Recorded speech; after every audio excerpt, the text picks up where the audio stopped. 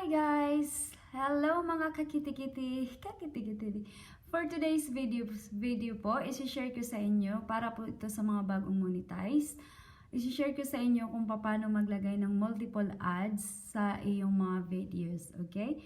So, una po, first is pumunta ka sa YouTube channel mo and then pupunta ka sa YouTube Studio. Ayan.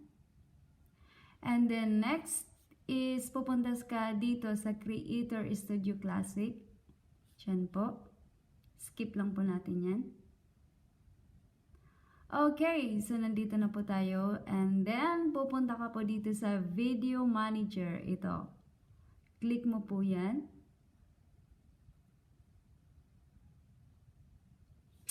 Okay, so maghanap ka po ng videos. Kailangan po yung videos mo po is more than 10 minutes bago ka makalagay ng multiple ads sa yung videos. Okay? So, maghanap po tayo dito ng more than 10 minutes. Okay. So, ito yung pipiliin ko. Click mo is edit. Edit? Ayan. Click edit. And then, monetization. Punta ka po sa monetization. Click mo po yan.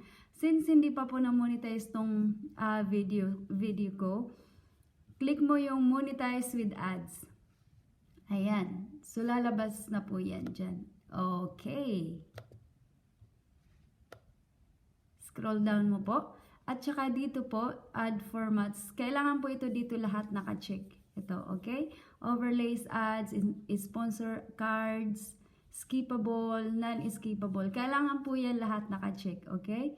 Tapos, dito sa add breaks, meron dyan insert and breaks in bulk. Meron din po suggest placements.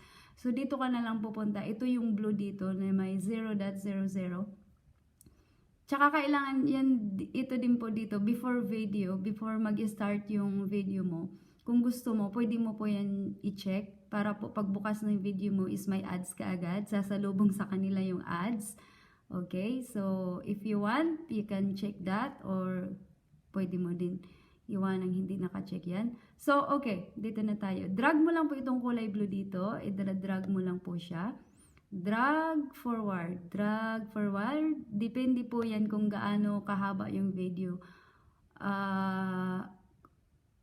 Loading ako. Depende po yan sa'yo kung gaano katagal yung video bago mo lagay yung ads. For example, dito ako sa let's say 1 minute. Ayan. Insert ads. Preview. Drag ulit. Forward. Insert ads. Preview. Up. Natin. Insert ads. Preview. Okay. Drag ulit. Insert ad. Preview. Drag po ulit.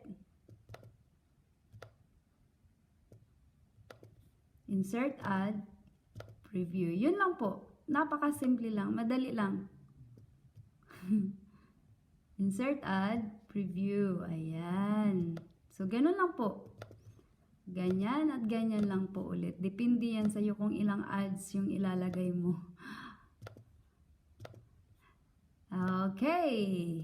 Insert ad. Preview.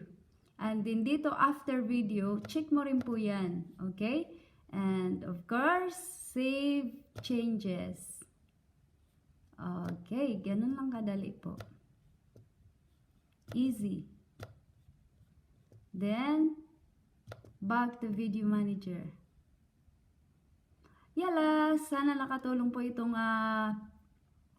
videos ko sa mga bagong monetized po, sa mga nangangapa pa kung paano maglagay ng multiple ads sa kanilang videos. Thank you and bye-bye!